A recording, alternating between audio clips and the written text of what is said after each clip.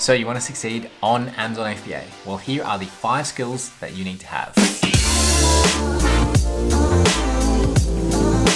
What's up guys? Welcome to the video. If you're a returning subscriber, welcome back and it's good to see you again. If you're new to the channel, welcome. My name's Myles and this channel right here is all about teaching you how to go from 0 to 6 or 7 figures on Amazon FBA like I've been able to do in the last couple of years. So in today's video, I wanted to talk to you about the 5 skills that I believe and that I've seen in my experience to be absolutely necessary to having and ending up with a successful Amazon business. These are things that I've seen both with my students in my course, the FBA Freedom Accelerator, as well as talking and masterminding with 6, 7, and even 8-figure sellers over the last couple of years. And the idea is that you can play on your strengths and take advantage of them to succeed while looking at those weaknesses, not as things that are going to stop you from succeeding and actually make you fail, but just the things that you need to then spend some time and effort to work on and improve and bring them up to a better level. So without further ado, let's talk about the top 5 skills that you need for Amazon FBA success as a beginner. And I'm going to start with number 1, which is to be good with numbers. Now, some of us are really good with numbers and some of us are terrible, but the fact is that this business model, the only reason why it works so well and why it is actually so easy to sell on Amazon FBA is because all of the data and the numbers are available for us to analyze and to look at. But that means that we need to be able to look at them and interpret them and get valuable information out of them. And so what that means, that's product revenue, but then not just product revenue, not just understanding the product revenue numbers, but then looking at costs. And remember that the profit, which is what we're all here to generate, we're here to generate money for ourselves. Profit equals your revenue minus your expenses. And so all of those moving pieces in that equation, which is a simple equation, but has a lot going into it, you need to be able to calculate all of those moving pieces. You need to know what will your revenues be, but then particularly what are your expenses going to be, and then is that profit at the end of it, is it worthwhile? There are also a bunch of other accounting metrics that you want to be able to look at. And other than that profit, there's also ROI or return on investment. Now, for metrics that I'm looking at, for example, I'm looking at 25% net profit margin after PPC. I also want 100% return on investment at the end of the day, which means that if I put in $10,000 into inventory, I get back $10,000 in profit. I also want to make $5 profit per product sold or per unit. Some people recommend more, for example, $10 or $15 profit per unit, but I think that's quite hard to find on Amazon in this day and age.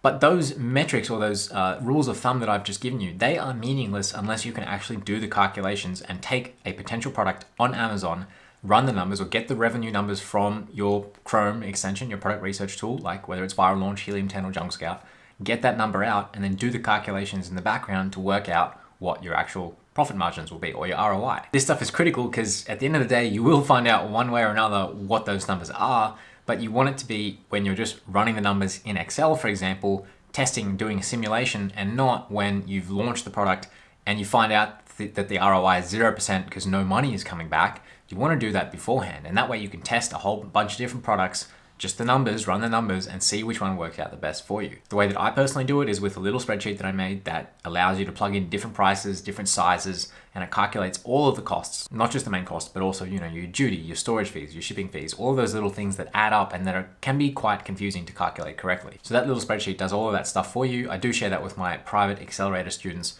but you can get by if you need to with a simpler methodology. You can just use some little simple tools to get it, roughly right.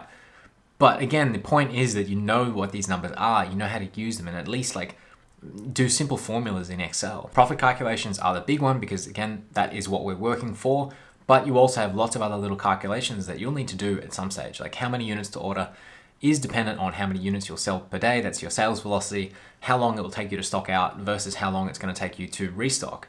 All of these are kind of simple calculations when you see them all written down. There's too many to mention right now in this video. But the fact is that you need to be able to manipulate those equations and put the right numbers in to get the right results at the end of it. So being good with numbers is the first skill, and I would probably say the most important. The second one, however, is being good with people. And when I say be good with people, what I don't mean is be good at going to a bar and just approaching people, at random and talking to them. That is a different type of being good at people to what I mean.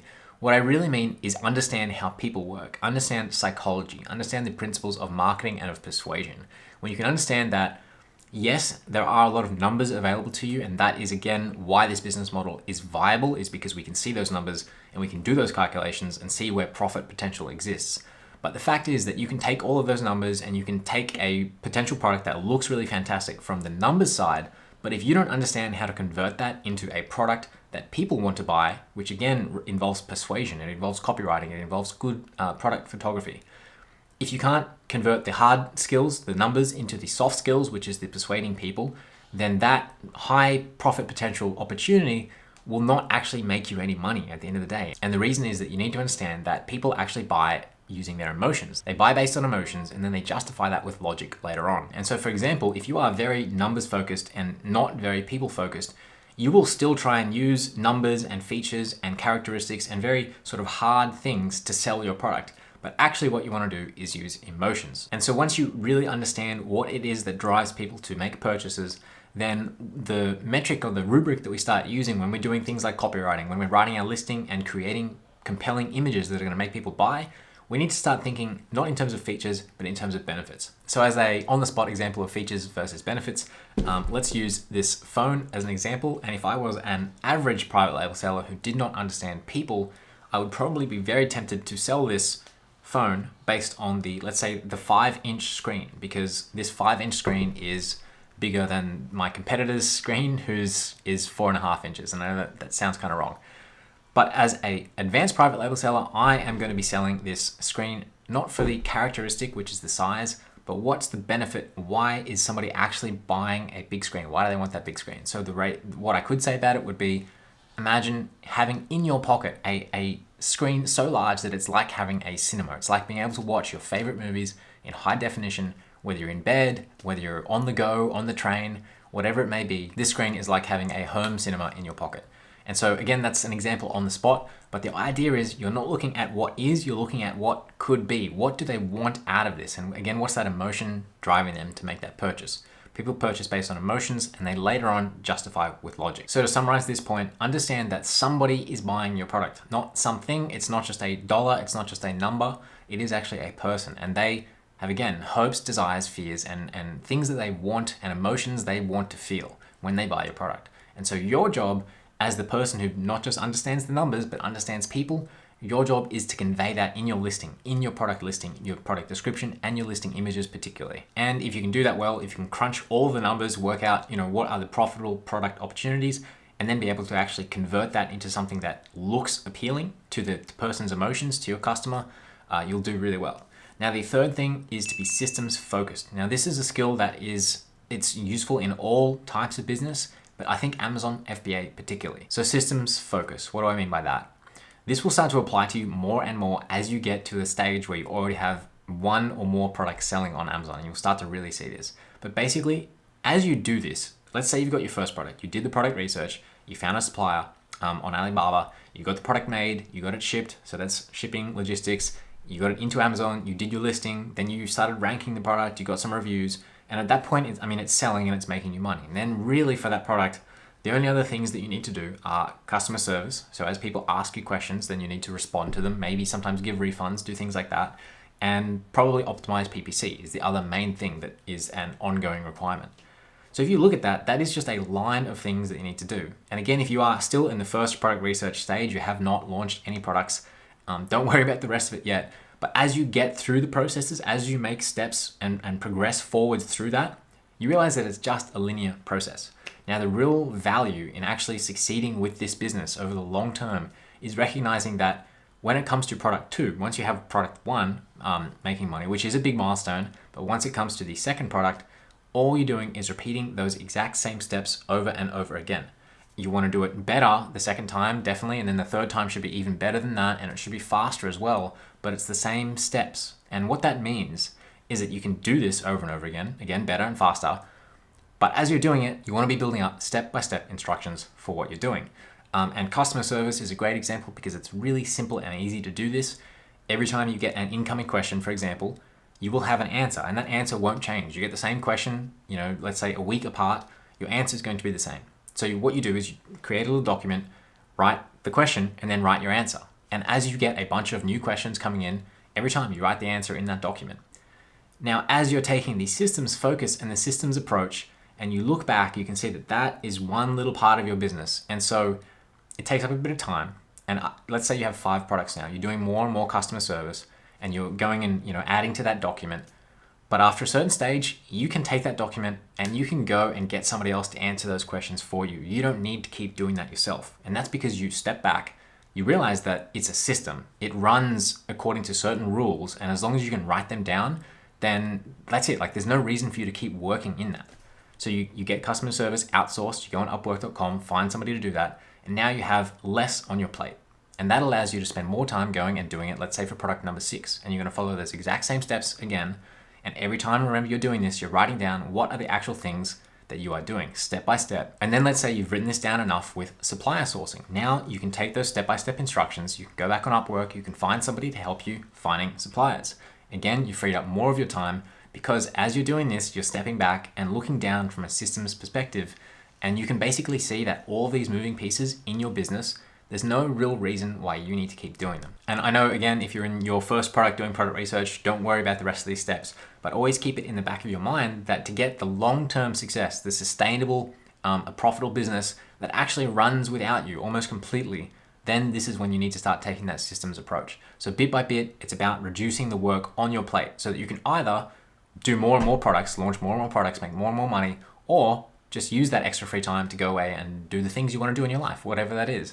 But to have the freedom and while having the income coming in to be able to do that. That's a more advanced skill, but it is a critical skill for success on Amazon. And skill number 4 is hustle. Now this in a way is the opposite of what I just said, where the point is to work less and less. But hear me out, hustling is necessary for Amazon FBA, for you to be successful on Amazon and to do well. You need to be prepared to work and work and work and work for a long period of time without any return. And that is what I mean by hustle. Understand that your timeline for success on Amazon is going to be probably measured in years, not months, definitely not weeks or days. That is just not going to happen. And so you won't be actually taking any profit out of your business for quite some time. And yet that entire time from day 0, when you first hear about the business model, when you first start doing your first product research, you'll be putting both your time and your money into the business and you won't be getting anything else out. And you need to be able to basically just get up every day and do that over and over again, recognizing that you're not getting paid for your work. And even once your product gets into Amazon and it starts selling, and you start going through the launch process, which by the way, normally is really expensive. And if you're doing, whether you're doing PPC or giveaways, those first few units are probably, or the first few 100 units, by the way, are probably not making you any profit. So there's nothing coming out yet. You're not getting paid, but you're still clocking the work every day. You're then looking at your launch strategies. This is where you start doing the analysis, the optimization. And again, this work is not paid, okay? So this is hustle. This is being able to get up and grind and do that for a long period of time. It could be 6 months. The amount of hours that you actually need to run an Amazon business or to get it off the ground, commit at least 10 to 15, maybe more hours per week and be okay with that being unpaid work. And here's the thing that actually lets a lot of people down. It's not just the hours of putting that effort in, but it's the fact that you need to keep doing it oftentimes in the face of adversity. You're going to run into obstacles. You're going to run into things that are really difficult and challenging and are scary. So whether that is, getting to the stage of doing the work to find a good supplier for your product and actually then having to put the money down on the table, that's pretty scary. That's really scary if it's your first time. It's always a bit scary, but getting to that stage and then doing that, that's part of the hustle as well. You have to be able to do that and just keep moving forwards. And then tomorrow you should be further ahead than you are today, and so on and so forth. And that can be really quite hard to do. Sometimes, people will hit obstacles like seller verification, for example, is something that I've been hearing a lot about recently. If you don't have the grit and the determination, it's actually really hard to just keep going backwards and forwards with Amazon seller support, trying to get a positive outcome. But like every day you need to go and respond to whatever they've sent you and try and fix it and try and make it better. And it can totally be frustrating and soul-sucking, and sometimes you just want to quit and you just want to give up. But if you don't quit, if you don't give up, and you do keep putting in those hours and doing the difficult things that you need to do, then you have hustle and you're probably going to succeed on Amazon, or for that matter, on any other business with enough time. The 5th skill is resourcefulness. And this one is kind of tough to see sometimes because for example, I get a lot of questions, particularly through this channel. People reach out to me privately, and I can tell sometimes that the quality or the level of the questions that people are asking me means that they aren't resourceful, which means that they aren't going to succeed on Amazon. Let me explain what this means. We live in the information age. We have Google, we have things like YouTube as well, search engines at our fingertips that enable us to access information on demand, instantaneously, for free. And the total amount of information that's available to us or a kid with a mobile phone is a million times greater than what was available to people, 100 years ago. But if you aren't resourceful, if you don't understand how to take advantage of basic things like Google, how to do a Google search and find out the answer to something, or at least find the link that will take you to the website that will explain the question that you're asking, if you can't do that and instead you want everybody to hand you those answers, you want people to essentially do the job of Google for you, or you don't even know that you can get those answers at all, then your resourcefulness won't be enough to actually get you to be successful, because there are simply so many different questions and obstacles and problems that you'll need to overcome. Like I said, in the hustle part, you've got that hustle right, but you need to be able to actually solve problems. And the information needed to solve the problems, almost always, it's going to be available on Google, or it's going to be available here on YouTube, or it's going to be available in Facebook groups, in masterminds, things like that. If you can't take the steps to get to those groups, those sources of information, it's just going to be really difficult for you. And that, by the way, is why things like consulting or getting somebody to do that work for you is really expensive, because those people have gone and they have actually had the resourcefulness to go and find those things out for themselves in the past. And so they've probably been doing that for a few years of being able to work things out for themselves, being resourceful. And then that knowledge is valuable because so many people aren't resourceful in today's information-rich society. So here are some specifics for Amazon. Firstly, be really familiar with Amazon's documentation. Amazon's support documents do pretty much state all of their policies and everything very clearly, but you need to go and spend the time to read them. And you can get to those pages via Google, or you can get to them via Amazon's own website. But either way, it's you who needs to spend that time reading them and actually making that understanding. And the second and probably the most critical part of being resourceful is actually being able to try things for yourself. So not just go to Google, not just go to search engines to answer more basic questions, but sometimes, and this is particularly now I'm thinking around like listing optimization, optimizing your PPC, or if you're using Facebook ads, if you're launching with ManyChat, things like that, you need to not be afraid to actually put in the work and try something. Once you have a product selling, that is, try something and see what happens and learn from that yourself, because that is the richest, most best data source available to you. And yet I see a lot of the time people just don't want to do the work and then make judgments and evaluate things based on their own work and their own efforts. They want to go and see somebody else doing it first. And that can be fair enough, but understand that that's just going to slow you down so much. Firstly, then you have to actually find somebody who's willing to answer that question for you. Secondly, do you trust them? Is their information, their answer going to be accurate? Thirdly, does it actually apply to your own product? Does it apply to your own business? And fourthly, when you just get somebody else to answer the question for you, you're not being resourceful, you're not building up your own experience, basically, your own expertise in that field. So how can you expect to be successful 1 year, 2 years, 5 years down the track if you're just outsourcing all of that knowledge? Because that's where the value is, that's where the real money is made. And those are the top 5 skills that you need for Amazon FBA success. So what I want you to do, first of all, do a really quick evaluation and leave me a comment down below which of these 5 skills, whether it's being good with numbers, being good with people, being a systems focused person, hustling, or being resourceful. Tell me, first of all, what's your strength? And secondly, what's your weakness? Leave me that in the comments down below because I want to know more about you. And remember, if you want full detailed step-by-step guidance and training from me on how to start an Amazon FBA business and be able to scale it up to the successful 6 or the 7-figure mark like I've done, make sure to check my course out in the first link down below. That's the FBA Freedom Accelerator. Hope to see you in there. And if you did enjoy this video, by the way, I will leave you a link to another video that you're really going to like. It's the 7 things that you need to know before you start selling on Amazon. So check that one out. Check the training out below if you want to, and I'll see you in the next video.